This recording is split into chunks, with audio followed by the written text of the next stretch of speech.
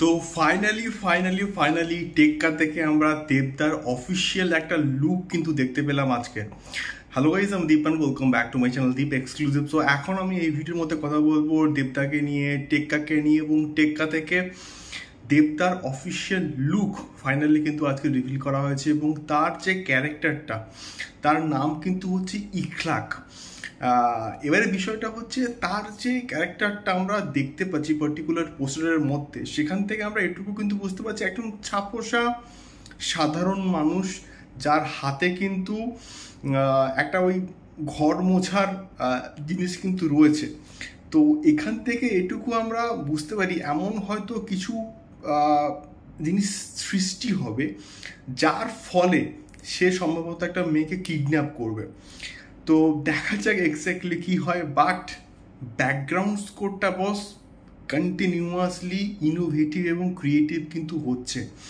এবং টেক্কার যে কটা পোস্টার এসছে একই স্টাইলে কিন্তু এসছে, ওই একটা তাসের মধ্য থেকে পার্টিকুলার ক্যারেক্টারটাকে কিন্তু প্রেজেন্ট করা হচ্ছে, যেটা অবশ্যই আমি যে বলবো খুব ক্রিয়েটিভ তা কিন্তু নয়।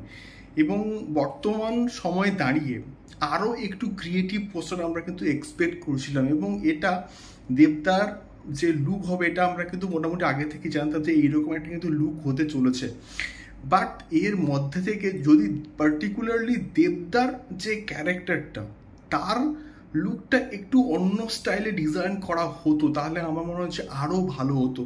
বাট স্টিল এই পার্টিকুলার ক্যারেক্টারটার মধ্যে অনেক কিছু যে লেয়ার্স আছে এটা দেখে কিন্তু মোটামুটি স্পষ্ট। এবং একজন সাধারণ মানুষ সে কেন কিডন্যাপ করবে, কেন একজনকে হস্টেজ করবে, তো এই সমস্ত বিষয়পত্রগুলো যখন টিজারটা আসবে আমরা কিন্তু মোটামুটি বুঝতে পারবো।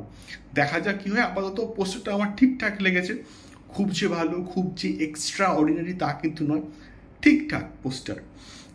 দেখা যাক এইবারে টেক্কার হাইপটা বাড়ে কিনা। তোমাদের কেমন লাগলো ক্যারেক্টার পোস্টারটা অবশ্যই কিন্তু কমেন্ট বক্সে কমেন্ট করে কিন্তু শেয়ার করতে পারো। দেখা হচ্ছে পরবর্তী ভিডিওতে টেক্কার সংক্রান্ত আরও অনেক এক্সক্লুসিভ আপডেটস নিয়ে। টাটা।